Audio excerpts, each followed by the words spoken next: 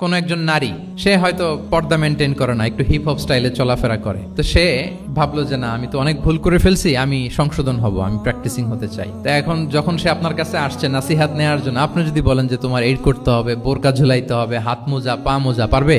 এ বলবে আগে যা ছিলাম ভালোই ছিলাম। তাকে একটু একটু করে বোঝাতে হবে, মানে এই হেজাব এটা কেন, হ্যাঁ, কাভারিং আওরা এটা কেন কেন এটা করতে, এটা বেনিফিটটা আগে বুঝালেন যে Islam consider women as a queen, নারীকে ইসলাম কি হিসেবে কনসিডার করে?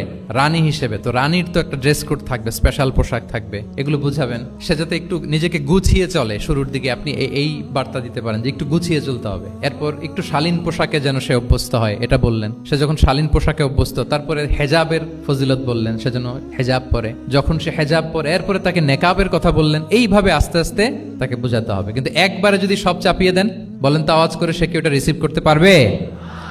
কারণ এই যে গ্রাজুয়ালিটি আর তাদাররুজ, এই সিস্টেমটা আপনি ভায়োলেট করেন নাই। একটু একটু করে বললে এটা মানুষের ফিতরাতের সাথেও যায়, তার নেচারের সাথেও যায়।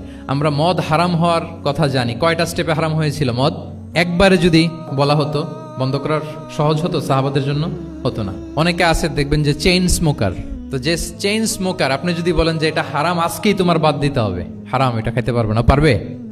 ও দুনিয়া সব বাদ দিতে পারবে, সিগারেট বাদ দিতে পারবে না। তো তারে কি করতে হবে? ফ্লেক্সিবিলিটি দিতে হবে, যে আস্তে আস্তে ছাড়েন।